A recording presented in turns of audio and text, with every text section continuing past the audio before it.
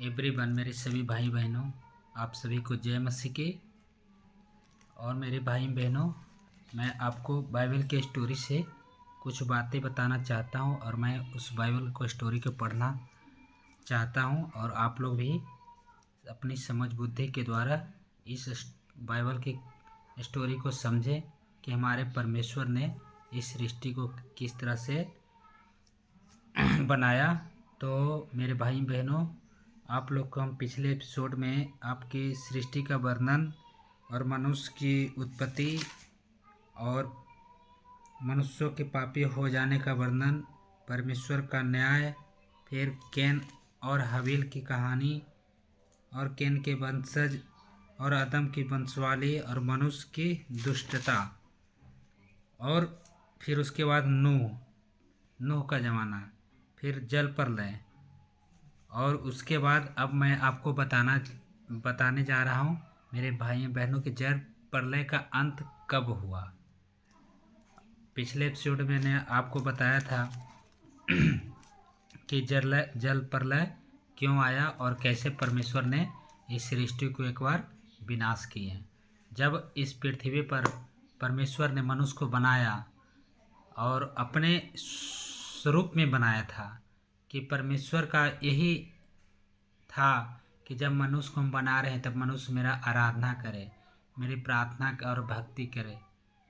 और वो वाटिका एक लगाए थे और उस वाटिका में रहे, अपना देखभाल करे और उसमें अच्छे अच्छे फल लगे, अपना खाए पिए, अपना घूमे फिरे, सेवा टहल करे, इसलिए बनाए थे। और मैं मनुष्यों के साथ आऊँ, बातचीत करूँ। लेकिन मेरे भाई बहनों, परमेश्वर की उस योजना को शैतान ने विफल कर दिया और उसने हव्वा को बहकाकर वो उनसे पाप कराएं, झूठ बुलवाएं, और इस तरह से परमेश्वर से कनेक्शन मनुष्य को उस शैतान ने तोड़ दिया। फिर उसके बाद परमेश्वर से दूर कर दिया। उसके बाद जब मनुष्य दूर हो गए तो फिर और पाप में धीरे धीरे चलते चले गए। जैसे जैसे उनका वंशज बढ़ते गए वैसे वैसे पाप बढ़ते गया। फिर परमेश्वर ने एक दिन क्या देखते हैं, जब स्वर्ग से इस पृथ्वी पे देख रहे हैं तो देख रहे हैं कि मनुष्य परमेश्वर की नज़र में बहुत बिगड़ चुके हुए थे और उपद्रव से इस पृथ्वी भर चुका था, पाप बहुत बढ़ चुका था।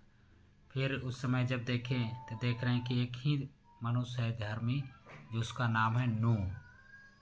और नूह को परमेश्वर ने जैसे से बताया उस तरह से परमेश्वर ने काम उस नूह ने किया।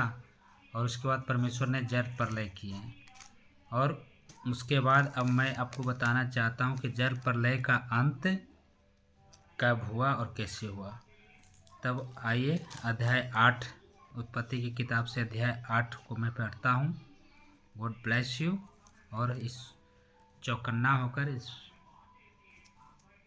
वचन को सुने और अपने जीवन में लाएं और परमेश्वर को देखें कि हमारे परमेश्वर कैसे कैसे बड़े बड़े काम किए। Hallelujah, thank you Jesus. तो मैं पढ़ता हूँ अध्याय 8 का पहला वचन। परंतु परमेश्वर ने नूह और जितने बनेले पशु और घरेलू पशु उसके बीच जहाज में थे, उन सबों की शुद्धि ली। और परमेश्वर ने पृथ्वी पर पवन बहाई और जल घटने लगा और गहरे समुद्र के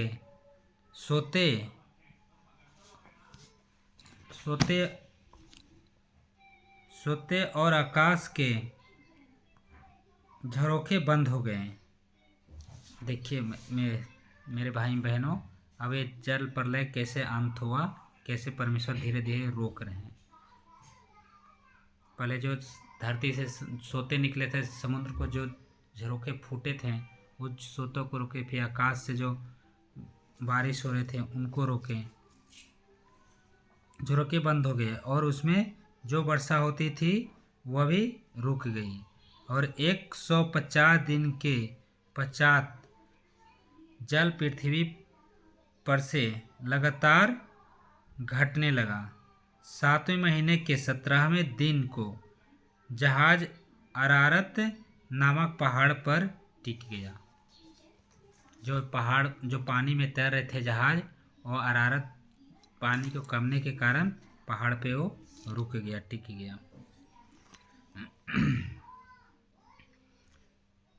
झरोखे बंद हो गए। 150 जल पृथ्वी पर से लगातार घटने लगा और 7वें महीने के 17वें दिन को जहाज अरारत नामक पहाड़ पर टिक गया और जल 10वें महीने तक घटता चला गया और 10वें महीने के पहले दिन को पहाड़ों की चोटियां दिखाई दी।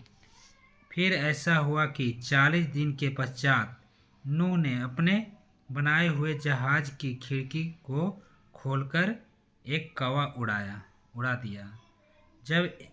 जब तक जल पृथ्वी पर से सूख न गया तब तक कौवा इधर उधर फिरता रहा। फिर उसने अपने पास से एक कबूतरी को भी उड़ा दिया कि देखें कि जल भूमि पर से घट गया कि नहीं। तो उस कबूतरी को अपने पैर टेकने के लिए कोई आधार न मिला, तो वह उसके पास जहाज में लौट आई, क्योंकि सारी पृथ्वी के ऊपर जल ही जल छाया था। तब उसने हाथ बढ़ाकर उसे अपने पास जहाज में ले लिया। तब और 7 दिन तक ठहरकर उसने उसी कबूतरी को जहाज में से फिर उड़ा दिया और कबूतरी सांझ के समय उसके पास आ गई तो क्या देखा कि उसकी चोंच में जैतून का एक नया पत्ता है। इससे नूह ने जान लिया कि जल पृथ्वी पर घट गया। अब देखिए, इस तरह से फिर नूह ने अपने पृथ्वी पर पता किया कि जल पृथ्वी पर घट गया कि नहीं घटा भी है। तो पहले बार कौवा को उड़ाया।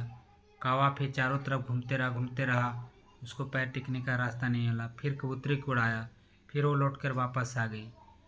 फिर दोबारा जब उड़ाया तो फिर जैतून का पत्ते चोंच में लेकर कबूतरी आई। तब नूह ने देखा कि अब पृथ्वी पर जल घट गए हैं और पेड़ पौधे दिख रहे हैं। जल पृथ्वी पर घट गया। फिर उसने 7 दिन और ठहरकर उसी कबूतरी को उड़ा दिया और वह उसके पास फिर कभी लौटकर नहीं आई। अब उस कबूतरी को फिर उड़ाया तो अब पानी घट गया था और पेड़ पौधे भी निकल आए थे। तो उस कबूतरी फिर दोबारा उस जहाज में नहीं आया, फिर अपना इधर उधर निकल गया खाने के चक्कर में, लौटकर नहीं आई। नूह की आयु के 601 वर्ष के पहले महीने के पहले दिन जल पृथ्वी पर से सूख गया। तब नूह ने जहाज की छत खोलकर क्या देखा कि धरती सूख गई है और दूसरे महीने के 27वें दिन को पृथ्वी पूरी रीति से सूख गई। तब परमेश्वर ने नूह से कहा, तू अपने पुत्रों, पत्नी और बहुओं समेत जहाज में से निकल आ। क्या पक्षी, क्या पशु, क्या सब भांति के रेंगने वाले जंतु जो पृथ्वी पर रेंगते हैं, जितने शरीरधारी जीव जंतु तेरे संग हैं, उन सब को अपने साथ निकाल ले आ कि पृथ्वी पर उनसे बहुत बच्चे उत्पन्न हो और वे फूले फलें और पृथ्वी पर फैल जाएं। तब नूह और उसके पुत्र और पत्नी और बहुएं निकल आई और सब चौपाए रेंगने वाले जंतु और पक्षी और जितने जीव जंतु पृथ्वी पर चलते फिरते हैं, सब जाति जाति करके जहाज में से निकल आए। इसलिए मेरे भाई बहनों, अब देखिए पानी सूख गए, पृथ्वी सूख गए थे। फिर परमेश्वर ने आवाज़ लगाए कि अब अपना सारे परिवार को लेकर निकला, जितने तेरे साथ जीव जंतु हैं, पशु पक्षी हैं, उस सबको अब बाहर पृथ्वी पर लेकर निकला। और तुम, फिर परमेश्वर ने आशीष दिए।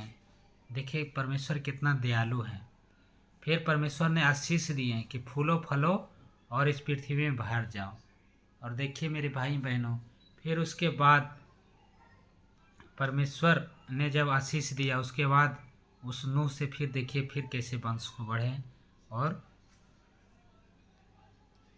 फिर उसके बाद नूह ने बाहर निकले, उसके बाद फिर होम बलि करके चढ़ाए, होम बलि को चढ़ाया जाना। तब नूह ने यहोवा के लिए एक वेदी बनाई और सब शुद्ध पशुओं और सब शुद्ध पक्षियों में से कुछ कुछ लेकर वेदी पर होम बलि चढ़ाया। इस पर यहोवा ने सुखदायक सुगंध पाकर सोचा, मनुष्य के कारण मैं फिर कभी भूमि को साप ना दूंगा। यद्यपि मनुष्य के मन में बचपन से जो कुछ उत्पन्न होता है वह बुरा ही होता है, तो भी जैसा मैंने सब जीवों को अब मारा है वैसा उनको फिर कभी ना मारूंगा। फिर परमेश्वर ने संकल्प लिया और उस होम बलि को नूह ने जब दिया तो परमेश्वर ने फिर पछतावा किया कि हमने मनुष्य और जीव जंतु को मारकर बहुत गलत किया। फिर परमेश्वर दयालु हैं, उन्होंने पछतावा किया कि अब इस तरह से नहीं मारूंगा, क्योंकि मनुष्य तो पापी शुरू से ही है। जब आदम और हवा और सांप ने पाप कराया था तो उसी का वंश है, उसी का खून है और वो पाप करते रहेंगे। इसलिए फिर परमेश्वर ने अपने दूसरे रास्ते भी निकाले कि इस मनुष्य को फिर मैं किस तरह से संभालूं। बुरा ही होता है, तो भी जैसा मैंने सब जीवों की अब मारा है वैसा उनको फिर कभी ना मारूंगा। अब से जब तक पृथ्वी बनी रहेगी तब तक बोने और काटने के समय ठंड और तपन, धूपकाल और शीतकाल, दिन और रात निरंतर होते चले जाएंगे। परमेश्वर का नूह के साथ वाचा बांधा। फिर परमेश्वर ने नूह के साथ वाचा बांधे कि अब इस तरह से हम तुम लोग को नहीं मारूंगा। और देखिए वाचा क्या उनके साथ प्रॉमिस किए परमेश्वर ने, अब आपको हम बताते हैं मेरे भाई बहनों। और परमेश्वर दयालु है और देखिए किस तरह से हम लोग के साथ। फिर परमेश्वर ने नूह और उसके पुत्रों की आशीष दी और उनसे कहा, फूलो फलो और बढ़ो और पृथ्वी में भर जाओ। तुम्हारा डर और भय पृथ्वी के सब पशुओं और आकाश के सब पक्षियों और भूमि पर के सब रेंगने वाले जंतुओं और समुद्र के सब मछलियों पर बना रहेगा। फिर परमेश्वर ने अधिकार फिर दिया, दोबारा अधिकार दिया कि फूलो फलो और इन सभी जीव जंतु जो हैं उस पर तुम्हारा अधिकार रहेगा, तुम्हारा हुक्म ये सब मानेंगे। इसलिए मेरे भाई बहनों आज की डेट में देखते हैं बड़ा से बड़ा हाथी है, ऊंट है, आदमी से कितना भयानक भयानक जानवर है, लेकिन मनुष्य को अधिकार में है। मनुष्य से बढ़कर कोई जानवर नहीं है, सब मनुष्य का हुक्म को पालन करते हैं, क्यों ना बलवंत हैं, लेकिन परमेश्वर की आज्ञा मानते हैं। और जो परमेश्वर ने वाचा बांधा है उस वाचा को हर जीव जंतु और मनुष्य के बीच में वो वाचा आज तक भी चलते आ रहे हैं। जिस तरह से देखिए हम लोग घर में कुत्ते को पालते हैं, देखिए कुत्ते किस तरह से आज्ञा मानते हैं, जैसे कहते हैं वो सुनता है, ऐसे करते रखवाली करता है। उसी तरह हर जीव जंतु भी आप देखे होंगे, हाथी से लेके ऊंट से लेके गधा से लेके घोड़े से लेके हर पशु पक्षी तक, सुग्गा भी जैसे आप कहते हैं वैसे बात मानता है। हर चीज़ परमेश्वर अधिकार दिया है मनुष्य को कि तुम्हारा अधिकार होगा, तुम्हारा बात नहीं वो काटेगा अगर तुम उसको अधिकार से, तुम्हारा अधिकार है। पक्षियों और भूमि पर सब रेंगने वाले जंतुओं, समुद्र के सब मछलियों पर बना रहेगा। वे सब तुम्हारे वश में कर दिए जाते हैं। सब चलने वाले जंतु तुम्हारा आहार होंगे। जैसा तुमको हरे हरे छोटे पेड़ दिए थे, वैसे ही अब सब कुछ देता हूँ। और मांस को प्राण समेत अर्थात लहू समेत तुम ना खाना, और निश्चय ही मैं तुम्हारे लहू अर्थात प्राण का बदला लूँगा। देखिए परमेश्वर ने किस तरह से वाचा बांधे हैं कि तुम कभी भी जिंदा मारकर नहीं खाना, उसको पका कर खाना, कच्चा मांस कभी मत खाना। सब पशुओं और मनुष्यों दोनों से मैं उसे लूँगा। मनुष्य के प्राण का बदला मैं एक एक के भाई बंधु से लूँगा। जो कोई मनुष्य का लहू बहाएगा, उसका लहू मनुष्य ही से बहाया जाएगा, क्योंकि परमेश्वर ने मनुष्य को अपने ही स्वरूप के अनुसार बनाया है। और तुम फूलो फलो और बढ़ो और पृथ्वी पर बहुतायत से संतान उत्पन्न करके उसमें भर जाओ। देखिए मेरे भाई बहन, जब हम किसी को खून बहाते हैं, अगर हम कमज़ोर हैं, हमारा अगला कोई ताकतवर है, हमें मारता है पीटता है, लेकिन मेरे भाइयों बहनों परमेश्वर ने उसको से भी ऊपर ताकतवर बनाया है मारने के लिए, उसको बदला लेने के लिए, क्योंकि परमेश्वर का एक वाचा है। अगर आपको कोई सता रहा है तो आप ये मत सोचिए कि आप वो बलवंत है आपसे, उससे भी बलवंत परमेश्वर पैदा करके रखे हुए हैं उससे बदला लेने के लिए। ये वाचा परमेश्वर का है। अगर आपको कोई सता रहा है, आप कमज़ोर हैं, आपसे वो ताकतवर है, तो आप उससे भी ताकतवर परमेश्वर उसके लिए रखा हुआ है। इसलिए किसी भी मनुष्य से नहीं डरें, सिर्फ उससे डरें कि आपको जो आत्मा और शरीर दोनों को दुख पहुंचा सकता है। मनुष्य केवल शरीर को दुख पहुंचा सकता है, लेकिन परमेश्वर आपको आत्मा और शरीर दोनों को दुख पहुंचा सकते हैं।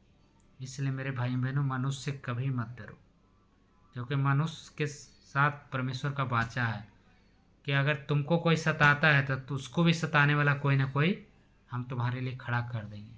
तो मत डर। Hallelujah, thank you Jesus. परमेश्वर ने मनुष्य को अपने ही स्वरूप के अनुसार बनाया है।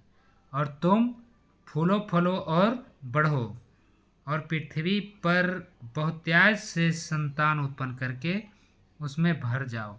फिर परमेश्वर ने नूह और उसके पुत्रों से कहा, सुनो, मैं तुम्हारे साथ और तुम्हारे पश्चात जो तुम्हारा वंश होगा उसके साथ भी वाचा बांधता हूँ,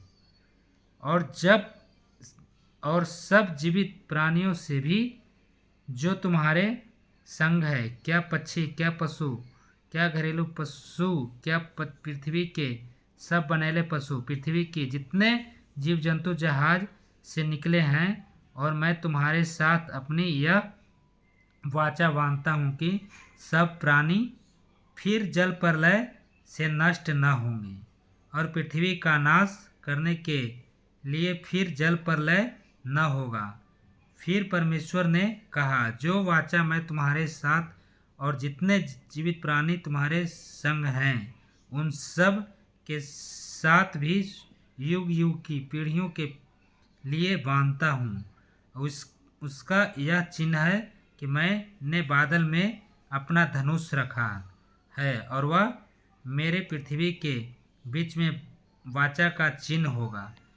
और मेरे भाइयों बहनों, आप लोग देखते हैं कि जब भी बारिश होता है, बहुत ज़ोरों की बारिश होता है, तो बारिश फिर आपको सामने और इंद्रधनुष 7 रंग के इंद्रधनुष दिखाई देते हैं। तो हम लोग देखते हैं कि अरे एक क्या है, धनुष है, इंद्रधनुष कहते हैं। बचपन में देखते हैं, अभी भी देखते हैं। वही परमेश्वर का वाचा है, और अपना धनुष दिखाते हैं, स्मरण करते हैं ऐसे कि अब इस तरह से नहीं मारूंगा। देखिए इधर से ऐसे जाता है और इधर से ऐसे आता है। ये परमेश्वर का वाचा है कि तुम याद रखो कि इस जल प्रलय के द्वारा तुम लोग को नहीं मारूंगा। और जब वो धनुष दिखाई देता है तो बारिश और बादल फट जाते हैं और बारिश रुक जाते हैं। यही परमेश्वर का वाचा है। अगर मेरे भाई बहनों ये वचन झूठा होता तो आज के दिन भी बारिश होते हैं तो परमेश्वर का स्मरण किया हुआ धनुष दिखाई देता है मेरे भाई बहनों। और आप विश्वास करें कि वचन परमेश्वर का सत्य है। जो परमेश्वर ने वाचा बांधा है, हर एक वाचा, हर शर्त परमेश्वर के सत्य हैं और आदमी के साथ बीतते हैं।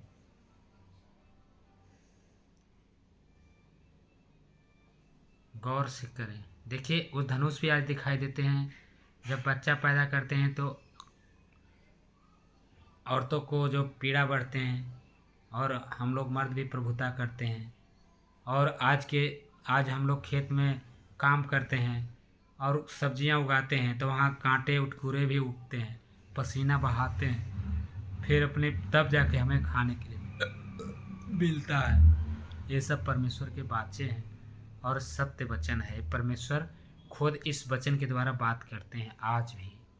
ये मत सोचिए कि आज हमारे साथ ये सब चीज़ नहीं है। आज भी हमारे साथ ये सारे चीज़ साथ हैं। आज भी आपके साथ हैं, आपके साथ बीतते हैं, दिखाई देते हैं। युग युग तक परमेश्वर आपके साथ है और आप इस वाचा को याद रखें। और जब मैं पृथ्वी पर बादल फैलाऊं तब बादल में धनुष दिखाई देगा। तब मेरी जो वाचा तुम्हारे और सब जीवित शरीरधारी प्राणियों के साथ बंधी है उसको मैं स्मरण करूँगा। तब ऐसा जल प्रलय फिर न होगा जिससे सब प्राणियों का विनाश हो। बादल में जो धनुष होगा मैं उसे देख के यह सदा की वाचा स्मरण करूँगा जो परमेश्वर के और पृथ्वी पर के सब जीवित शरीरधारी प्राणियों के बीच बंधी है। फिर परमेश्वर ने नूह से कहा, जो वाचा मैंने पृथ्वी भर के सब प्राणियों के साथ बांधी है उसका चिन्ह यही है। नूह और उसके पुत्र। फिर नूह के पुत्र जो जहाज में से निकले थे सेम, हैम और एपेत थे, और हैम कानान का पिता हुआ। नूह के 3 पुत्र यही हैं और इनका वंश सारी पृथ्वी पर फैल गया। नूह किसानी करने लगा, उसने दाख की बारी लगाई और वह दाख मधु पीकर मतवाला हुआ और अपने तंबू के भीतर नंगा हो गया। और तब कानान के पिता हम ने अपने पिता को नंगा देख और बाहर आकर अपने दोनों भाइयों को बतला दिया। तब सेम और एपेत दोनों ने कपड़े लेकर अपने कंधों पर रखा और पीछे की ओर उलटकर चलकर अपने पिता के नंगे तन को ढांप दिया, और वे अपना मुख पीछे किए हुए थे, इसलिए उन्होंने अपने पिता को नंगा न देखा। जब नूह का नशा उतर गया तब उसने जान लिया कि उसके छोटे पुत्र ने उसके साथ क्या किया है, इसलिए उसने कहा, कानान श्रापित हो, वह अपने भाई बंधुओं के दासों का दास हो। फिर उसने कहा, शेम का परमेश्वर यहोवा धन्य है और कानान शेम का दास हो। परमेश्वर यपेत के वंश को फैलाए और यह शेम तंबुओं में बसे और कानान उसका दास हो। जल प्रलय के पश्चात नूह 350 वर्ष जीवित रहा। इस प्रकार नूह की कुल आयु 950 वर्ष की हुई, तत्पश्चात वो मर गया। Hallelujah, thank you Jesus. तो मेरे भाई बहनों, ये थे जल प्रलय का अंत जो हम आपको बताए, और परमेश्वर का ये वाचा जो हम और पूरे मनुष्य और सब जीव जंतु के साथ बंधे हुए हैं। इस तरह से मेरे भाई बहनों, परमेश्वर ने हमारे साथ वाचा बांधे हैं और वही वाचा आज भी है मेरे भाई बहनों। अभी आप ये तो मैं पुराने नियम पढ़ रहा हूँ, और जस्ट इसी के जैसा जब नए नियम को हम पढ़ेंगे, प्रभु यीशु मसीह फिर आए थे, फिर से दुनिया पाप में बढ़ गए, फिर से पूरा दुनिया उपद्रव से मच गए और इस पृथ्वी पे बीमारियां लाचारियां बहुत होने लगे। तो परमेश्वर ने और भी बहुत से नबी को भेजे हैं। फिर लास्ट में अपने इकलौते पुत्र यीशु मसीह को भेजें हमारे पापों को, गुनाहों को उद्धार करने के लिए।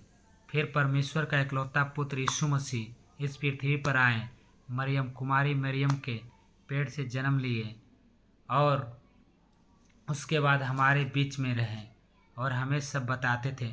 लेकिन मेरे भाई बहनों, कुछ मनुष्यों ने ग्रहण किया और कुछ मनुष्यों ने उन्हें नहीं पहचाना और परमेश्वर को उन्होंने दुख दिए और उन क्रूस पे परमेश्वर ने अपनी जान दी है।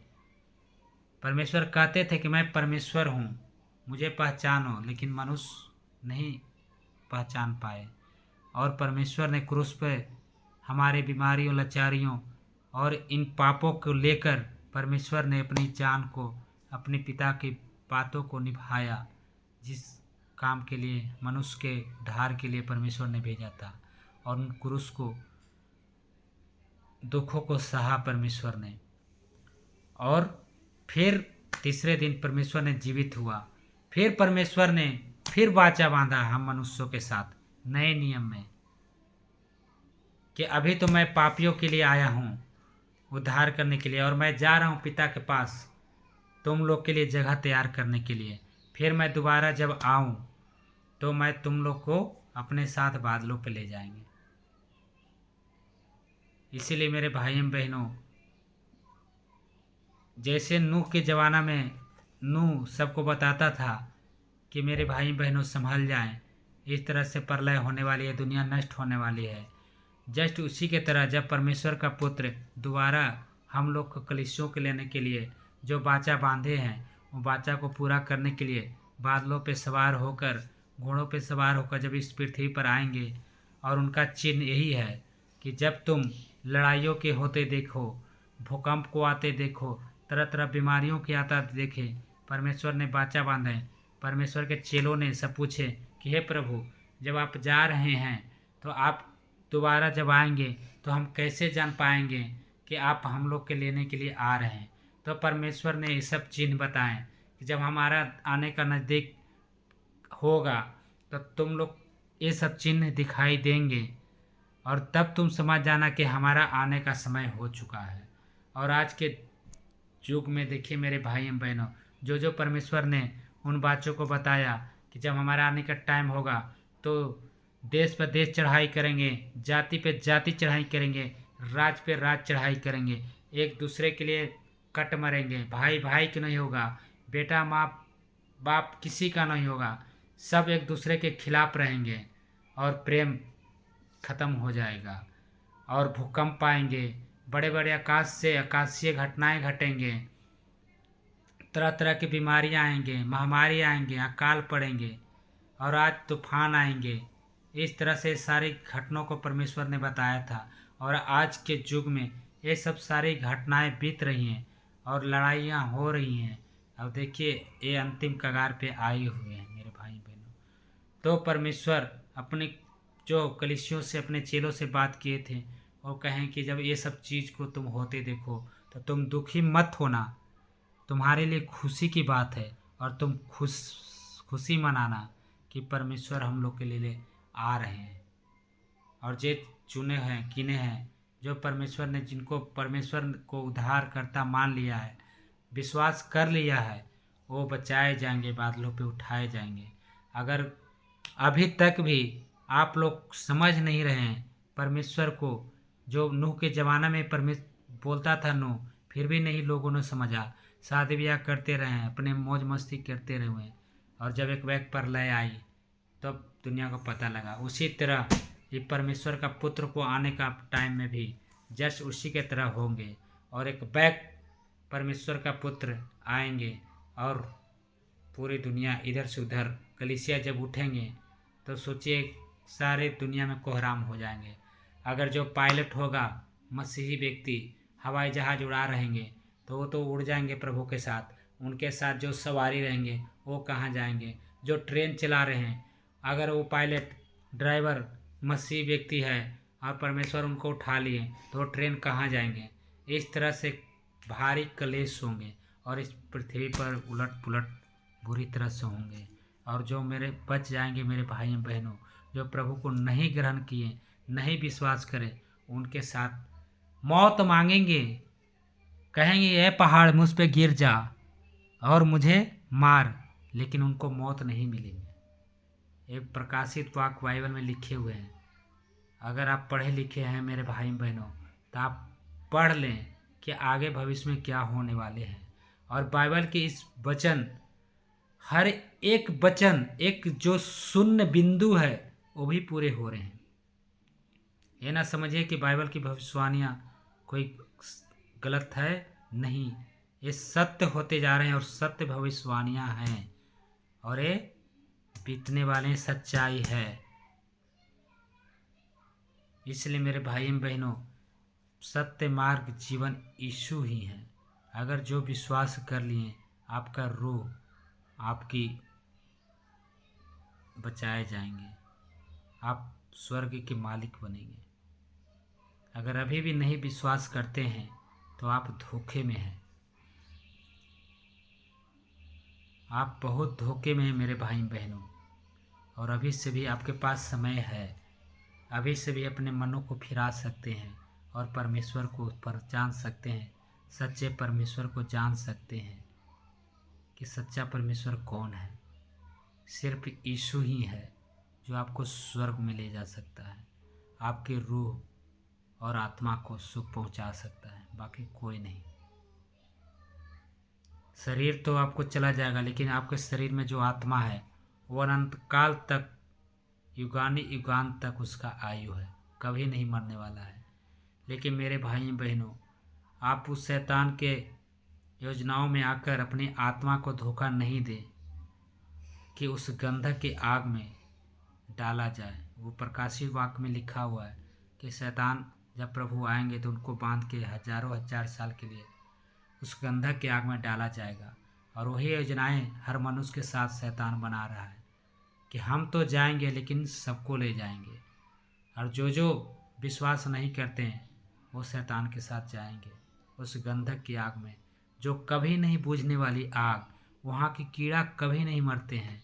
उस खोलते हुए आग में आपकी आत्मा, इसी शरीर, फिर परमेश्वर का पुत्र जब आएंगे, ये मत सोचे कि हम मर जाएंगे तो हमारा अस्तित्व खत्म हो जाएगा, हम जल जाएंगे तो हमारा अस्तित्व खत्म हो जाएगा। नहीं, जब परमेश्वर का पुत्र आएंगे, वाचा बांधा हुआ है, हर मनुष्य को फिर से वही शरीर मिलेगा, हर मनुष्य को जीवित किया जाएगा और हर मनुष्य को न्याय किया जाएगा उनके कर्मों के अनुसार। अभी किसी का न्याय नहीं हुआ है। जब से सृष्टि बना है परमेश्वर किसी को न्याय नहीं किया है। और परमेश्वर उस टाइम जब आएंगे तो सबका जीवित किया जाएगा, हड्डी में मांस पहनाए जाएंगे और सबको न्याय किया जाएगा और उनके न्याय के अनुसार, कर्मों के अनुसार उनका सजाएं सुनाई जाएंगी।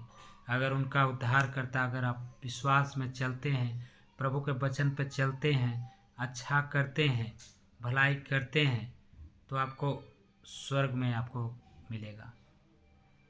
अगर आपको अच्छाई नहीं है आपके जीवन में, बुराई ही बुराई है, तो आपको उसी खोलते हुए गंधक की आग में युगानी युगान तक उस शैतान के साथ झोंका जाएंगे। इसलिए मेरे भाई बहनों, अभी भी आपके पास समय है और समय रहते पहचाने कि सच्चा परमेश्वर कौन है। मार्ग, सत्य और जीवन सिर्फ यीशु ही है। Hallelujah, thank you Jesus. तो मैं भाई बहनों आप लोग के 8 से लेकर 9 अध्याय तक आपको सुनाएं। फिर आगे के एपिसोड में हम आपको सुनाएंगे कि नूह के फिर वंशवाली किस तरह से फिर उनके चलें और इस तरह से फिर कैसे कैसे सृष्टि फैले, इतने बड़ा जनसंख्या हुए और हम लोग किसके बेटा बेटी हैं। हम लोग कहते हैं कि हम ये हैं तो वो हैं, लेकिन सच्चाई क्या है वो आप इस वचन को पढ़ेंगे, सफ़ेद किताब में काले अक्षरों को पढ़ेंगे तो पता लगेगी कि सच्चाई आखिर क्या है, हम किसके वंश वाले हैं, हमारा क्या अस्तित्व है, क्या जाति, क्या धर्म है।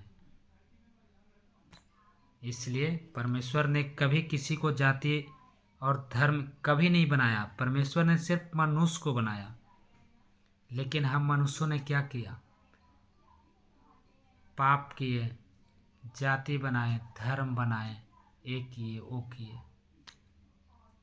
और इसी में हम लोग मिट रहे हैं। जाति की लड़ाई में, धर्म की लड़ाई में, तरह तरह के बात को लेकर, जगह की लड़ाई लेकर, जमीन की लड़ाई लेकर, लेकिन सब धरे के धरे यहीं रह जाएंगे। लेकिन आप यहाँ से चले जाएंगे, क्योंकि ये सारा चीज़ परमेश्वर ने बनाया, परमेश्वर का है, हमारा कुछ नहीं है।